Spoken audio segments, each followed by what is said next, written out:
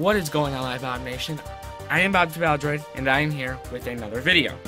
And in this video, I will be going over my next deck profile. This is not an Ancient Origins deck profile. Hopefully I will be able to get some more going. I have some friends that are creating some Ancient Origins decks, so hopefully I can get those reviewed sometime soon. I have some more content I want to do coming up. I'll talk about my upcoming, I want to do a little scheduling. So just to get that out of the way, for right now though, I will just be reviewing my Trevenant Crobat or Batline deck profile. I've tested it out a little bit by myself, and it works fairly well, so let's just give it a spin and see how it goes. So obviously we're going to evolve. There it goes again.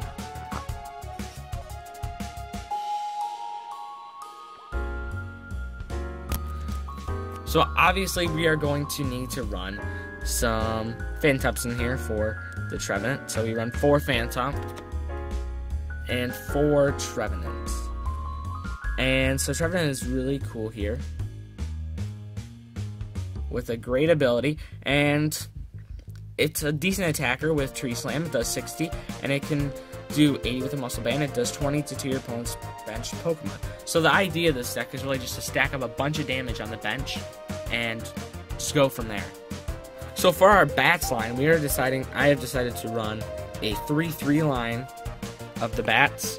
And for anyone who doesn't know, Zubat's pretty much worthless. It doesn't do much. But what Golbat does is that when you evolve it from Zubat, you can put your damage counters on one of your opponent's Pokemon.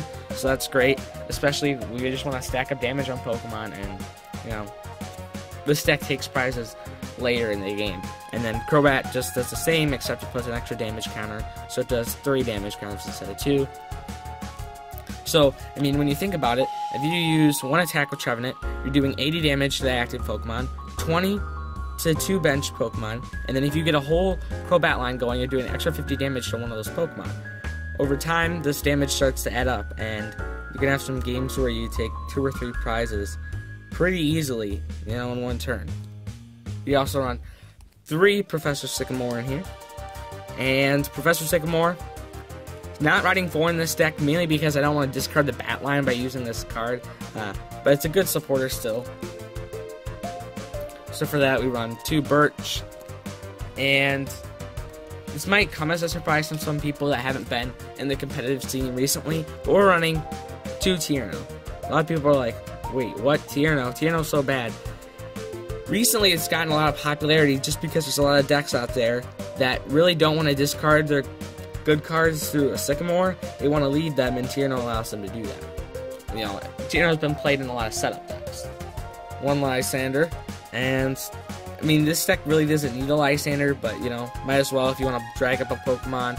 This deck's all about stalling and just letting damage sit up.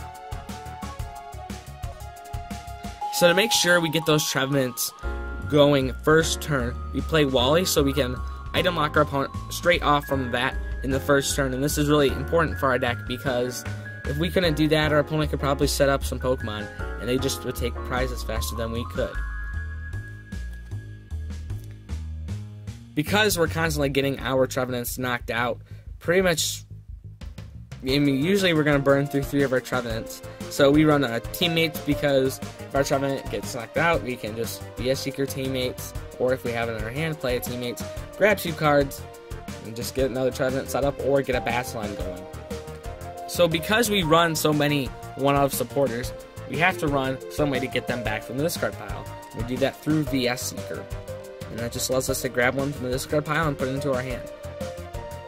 Because we want to get that turn 1 Wally, a card that's really helped me with my Gengar Trevenant deck profile is Trainer's Mail. So we run 3 Trainer's Mail here in this deck so we can get those Trevenants out as early as possible. To make sure our Trevenants are getting a little bit more damage, we've got 4 Muscle Band here, and it just does 20 more damage for the opponent's active Pokemon. It's just a great card. We also have 3 Super Scoop Up, mainly because we want to pick up those Golbats and Crobats, play them back down, and Super Scoop Up allows us to do that. And yes, you can shame me again. Shame me again, I guess, if you want.